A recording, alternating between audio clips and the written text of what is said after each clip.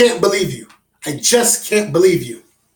Well, believe it, because that's exactly what you're going to hear if you damage your integrity. Hopefully, I'll be able to shed some light so that you don't have to hear this from your coworkers or professor, friends, or audience. I'll be discussing integrity or academic integrity and why it's important to me. Also, the benefits between the speaker and the listener within academic integrity or integrity. Somewhere there, I'm going to mention about 3 basic tips that's helpful for a public speaker. Where do we begin? Well, let's start with integrity. Webster's defines integrity as moral soundness or wholeness. Well, it can be added to things such as shield or armor. So say your shield's integrity is low or weak, then somebody shooting an arrow can damage the integrity of your shield and damage you physically.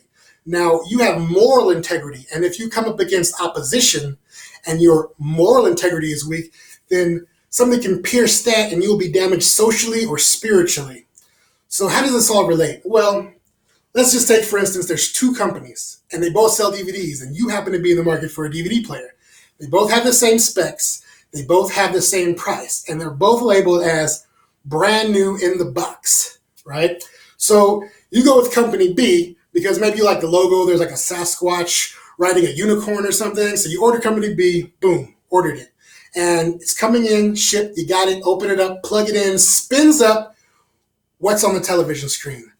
Gone with the Wind. And so is the respect for that company because it was advertised as brand new, and obviously it's not if it's got a DVD player, if it's got a DVD in it, in the player already. So that company failed in their moral responsibility to provide you with what they said they were going to provide you with, which reflects on their honesty and accountability. And that's why it's important to me, because academic integrity reflects on my honesty and accountability, and it measures the achievements that I have accomplished. It kind of reminds me of like the guilds in the 1300s, because you work your way up through the guild and you can either reach a journeyman or a master's level, and the guild will give you an approval that you've accomplished the quality product that they are providing. And if you cannot do that and you pass yourself off as able to, then you violated and undermined the trust of that institution. So what does it offer somebody like me in a public speaking setting?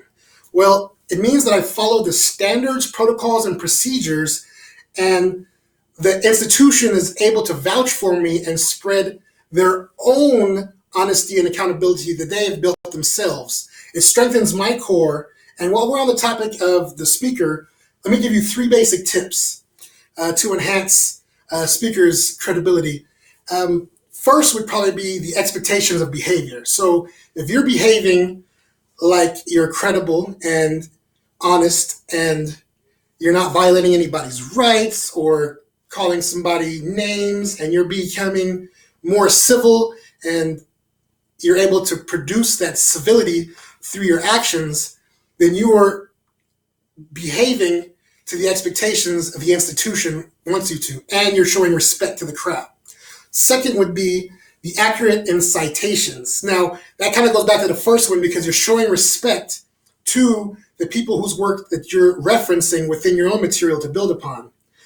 And the third one would be fabrication. So if you're fabricating material and just coming up with stuff off the top of your head and just trying to make things sound good, but when you come back to it, and people fact check, it doesn't come out to be quite right, then people are going to look at you and they're going to say, I can't believe you. I just can't believe you. So what does it mean to the listener and the audience? Well, the same 3 principles can be applied. So if you got the expectations of behavior, you're being morally outstanding and the speaker is being morally outstanding. So there's no friction in the communication and the listening. So you're able to hear accurately what's going on. Accurate citations. If you know the product well enough, then you can follow where this person is building his case or building whatever it is he's presenting to you. So naturally, you'll be able to say, that's where he's getting that from. I can see where he's going. And 3, fabrication. If the person is making stuff up and you know the product well enough and you're like, that doesn't add up, then you don't have to say halfway through the speech, I just don't believe this guy. I just don't believe this guy. So I have discussed integrity and academic integrity and why it's important to me. The benefits of academic integrity and integrity to the speaker and the audience alike. 3 tips that can help somebody in my position who's publicly speaking. And hopefully I've been able to shed enough light so that way you don't have to have your friends or coworkers or professor say something to you like, I don't believe you, I just don't believe you. Thank you for listening.